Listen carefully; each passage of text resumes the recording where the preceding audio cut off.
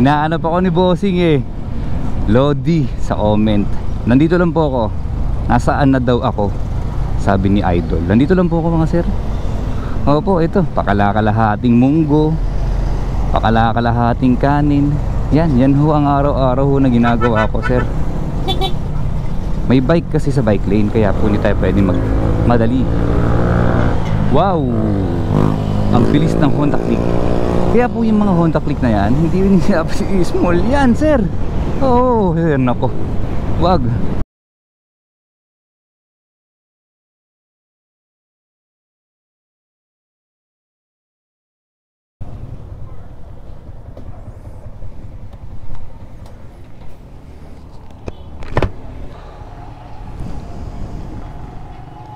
Kalahating munggo.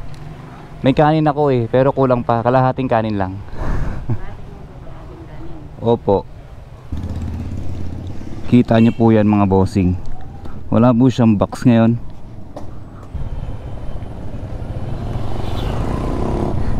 Pag naka-helmet ka talaga, hindi ka makikilala ng mga tropa mo eh. Bale, ganito po ang aking kalagayan ngayon mga bossing. Nasa harapan ko yung body bag ko. Ito, nasa dibdib ko. Nasa jacket ako. Tapos mayroon akong tumpok dito ng gamit. Bibili ako ng pang cover dito. Hindi na ako bibili ng bag. Gagawin ko gaganto. Tatampak-tampak ako. Tapos pabalutan ko na lang siya. Tapos ngayon summer ulit. Tapos na po yung tag-ulan. Nagtag-ulan lang ng 2 weeks. Tapos ngayon summer na ulit. Ganito na ulit siya. Ayan, mainit na po ulit dito sa Pilipinas. Pero mga bossing, hindi po ako nakapag-upload eh.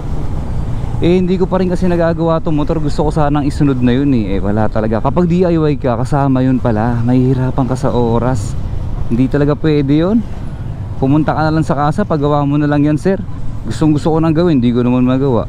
Gusto ko rin naman dalhin dun sa paggawaan. Ayoko rin naman. Kasi nga gusto ko maging hands on ngayon sa first time. Siguro po kapag alam ko na, natira ko na ng personal, yun, sa susunod pagawa ko na sa tropa.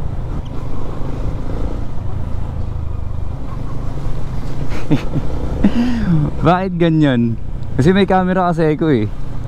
Nakatingin po sila mga bossing. Ay alam ko na pag may tumitingin sa akin, tataas-taas ko kilay ko. Tataas ko toink toink toink toink, gaganong-ganong ko. Pero game na talaga to mga sir. Opo, game na to. Ayan 2 bars na lang eh. Nire-ready ko rin kasing gasolina ko. Noong nakaraan puno eh. Ito 2 bars. Tapos mamaya magwa 1 bar to dahil babiyahe po ako ng malayo-layo ngayon papasok. Ayan, okay na yan. Niisip ko pa kung i-drain eh. Naghahanap ako ng video kung pwede bang hindi i-drain yung gasolina bago po ako magpalit ng fuel filter. Yung itataob na lang yung gas tank. Pag taob mo, tanggalin mo yung filter, palit ka. Kung pwede yung ganun na lang. Alam ko pwede, hindi lang ako sigurado sir. Kasi po kapag punong-puno, parang obligado ka talaga magbawas. May pambawas naman sa bahay, panghigop, manual higop ng gasolina. Mas kampante ako sumingit ngayon kasi wala po akong top box. Nasabi ko na yun sir, diba? Pag sumisingit ka na may top box ka, sinasanay din po yan dahil sumasabit ang top box kapag hindi ka sanay. Dahil nasabitan na po ako dati, punit yung top box kong peke, sumabit eh sa truck. Buti sa truck, kasi pag kotse yari ka. Sumabit ako sa tulis ng truck sa step sa likod. Punit yung top box ko eh. Buti na iwan yung bracket. Hindi po kumalas yung bracket. Singit ng singit. Kahit sinasabi na bawal magsingit-singit ang mga motor, singit pa rin po ng singit. Ano po yan mga bossing? Normal na bagay na huto sa mga nagmumotor. Matagal din lumipas nung hindi ako ng top box mga sir. Tinanggal ko to huling registration ko last year July. Tas ngayon ito mag-July na naman po. Magre-rehistro na naman ako. Ayan, nafe-feel ko to ngayon nang wala po itong top box. Mas malikot ka mag-drive. Parang mas magaan yung control mo sir. Ano tong motor na to? Ang ganda ng ilaw nito. Samurai. Samurai 155. Nakikita ko po kasi pag gabi. Tas ganyan yung ilaw. Ang ganda ng guhit sir eh. Shout out po.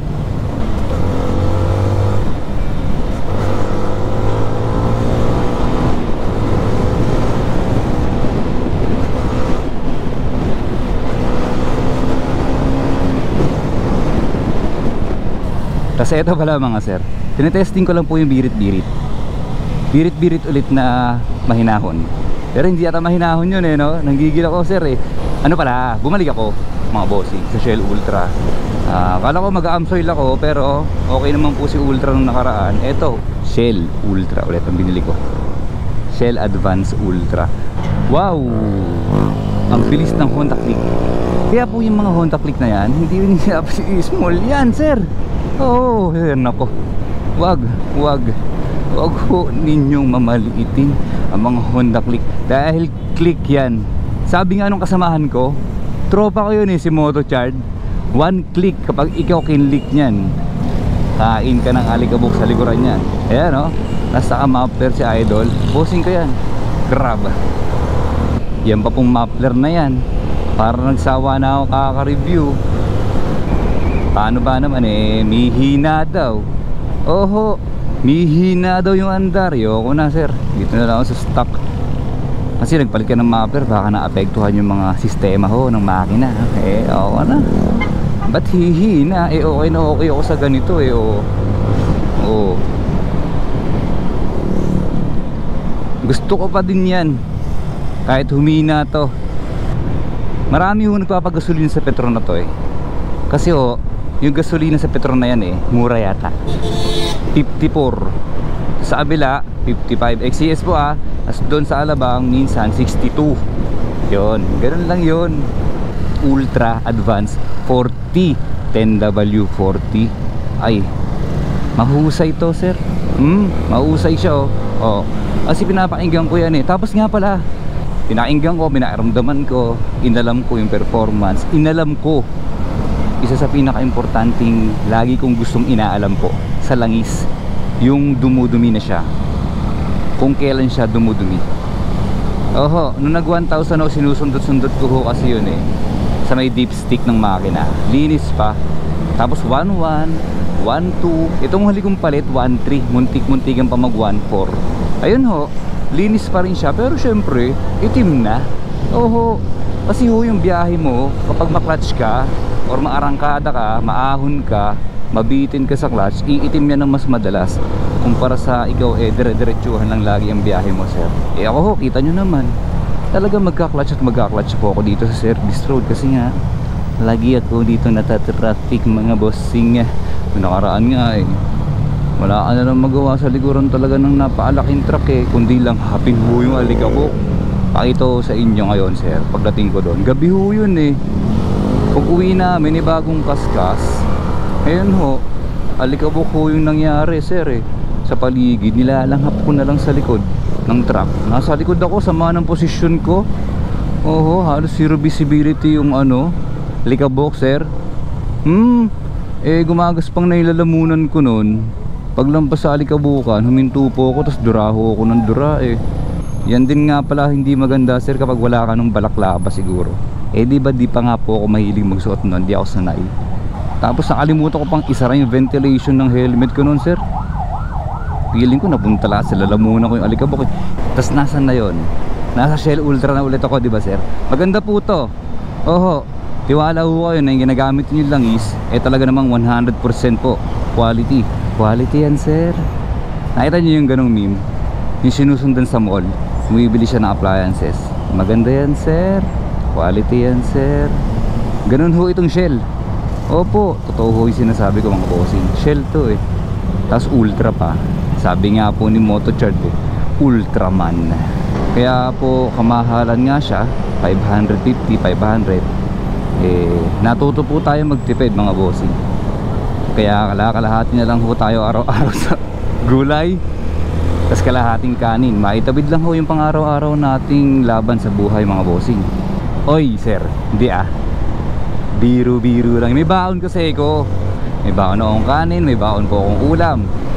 Kaya lang parang kulang yung kanin ko, kaya umorder pa ako ng kalahating kanin. Ang bilis ng Raider. Wow, galing. Yan yung mga Raider na carb na talagang hinahangaan ko mga sir eh. Sarap sundan yan sir. Talagang sisibatan yan yung mga paligid, babasagin yan yung kalsada sa sobrang bilis niya. Ang galing yan eh. Ito pala ho yun mga bossing, napakahabang bako. napakahabang kayas, nasariwang sariwa ho nung time na yun, nung gabi. Pag uwi ho namin, tas nasa likod kami ng ganyan truck ho.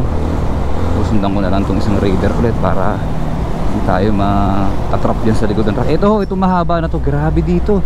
Ang alikabok dito nung gabi. Simula doon, pabalik ako eh. Alikabok siya, tapos ano siya, ang sakit-sakit na niya sa mata. Kahit nasa loob ka ng helmet mo, nakakainis sir eh. Nakakainis. Yung katabi ko nga pong motor nun eh, gumagano eh. Sabi niya, shit, ano ba yan? Sabi niya ganun eh. Kasi tignan niyo ho ito oh. Kayas ho to na hanggang doon. Tapos kapag tumiming ka nga ho ng sariwang kayas, langhapin mo ang sariwang kayas sir. Nasabi ko rin di ba sir, nabibili ako ng ano, yung mga dry fit na mumurahin. Ay, motorcycle jersey. Ano na lang pala, bibili na lang ako ng medyo may halaga na sa tingin ko mas maganda naman talaga po sa katawan. Bili ako nun 500 mahal. Kasi ano, parang sa layo ng biyahe ko sir. Although syempre safe nga naman ang doble-doble jacket na ganito. Minsan yung sobrang init ba, na alingas-ngas, gusto ko na ganyan na dry fit. Tatlo pa lang kasi yung ganyan ko sir eh. Kaya bili pa ako ng 3 pa po, iba't ibang brand. Tapos bibili ako. Gusto ko kasi magkaroon nun sir eh. Ganto ho mga sir yung araw-araw na sinasabi ko. Dudumi ho agad talaga ang inyong mga langis, dahil magamit po sa clutch kapag traffic. Pag ano, yung tuloy-tuloy nagapanga na gano'n, tapos may aahon. Yan. Kaya po sa susunod ulit, 1,000 dapat sarado. Change oil ako. Kasi nakadalawang beses na ako lumampas 1,2, tapos 1,3. Tinetesting ko kasi sir, yung langis ng Ultra, kung ano po resulta. Ganun ho maganda, tinetesting ninyo yung quality ng langis. Ang ano, ang parang ayaw ko ng balikan, dumudumi agad si Motol sa 1,000 sir eh. Parang grabe sunog ng pagkaitim. Nung una po hindi naman ganun si Motol sir. Tas eto lately di ba, yung mga nakaraan kong langis, Amsoil, linis pa sa 1,2 nun. Parang Ultra din, parang eto ring Shell. Sa 1,3 nga malinis pa eh. Okay na okay pa. Pero ayoko na pong ituloy sa 1,5. Total stop. Kailangan po natin magkuha ng paraan. Kailangan po natin tumulusutan mga sir. At ako po sumisingit ulit. Pasensya na. Pasensya na. Dito nga ako. Ayun, wala na. Pwede na ako ulit.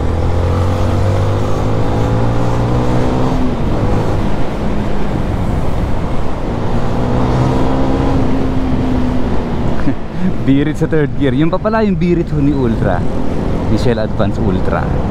Napakagaan, napakasarap siya. Para siyang Amsoil. Sabihin mo na ulit, sige, guni-guni kasi bago ho mga bossing ako ho ay kaka-change oil ko lang po ulit noong isang araw. Pero yun po, okay po si Amsoil. Okay po si Shell Ultra. Nakita nyo na ba mga sir ang inyong mga violation sa NCAP?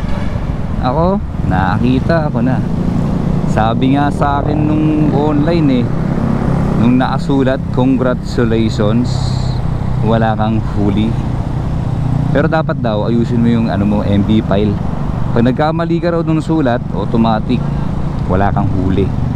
Ginawa ko, nilagay ko yung MB file, nilagyan ko ng dash, tapos yung sumunod hindi ko nilagyan ng dash, tapos yung sumunod tinanggal ko lahat ng 0. Basta lahat po ng MB file sinubukan ko. Ayun, lahat naman po congratulations, hopefully.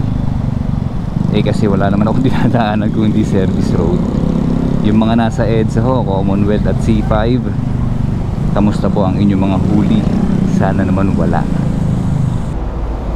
Pinapakiramdaman ko kailangan ko na ba magpalit ng ball race? Hindi pa naman. Hindi pa. Pati ball race nga gusto kong tirahin Davidson! Tapakita ko ba na maayos? Ito, sa kadena.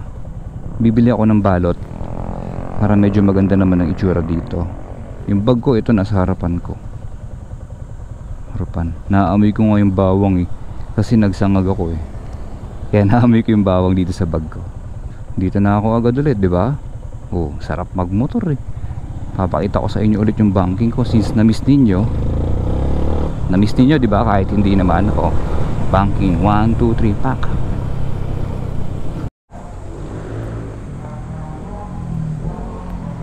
Pogi ako dyan. Ay, kasi. Gusto ko to. Pangarap ko yan eh. Sige, kaya di na ako nagmano. Pangangit ng biyahe. Yung traffic ka? Hindi yun totoo, AI yun. AI yun pa yan? AI yung traffic. AI yun. Ikaw rin, AI ka rin eh. AI ako eh. Ganda yan. Ako, nagsimula ako maging AI dun sa ano eh. Sa Sorsogon. Oh, AI ka dun. AI ako Sorsogon. Gusto ko to. 1.5 eh.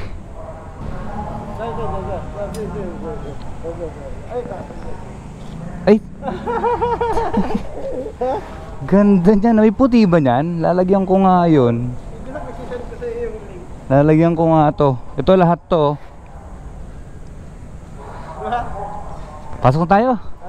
Wala pa si Davidson eh.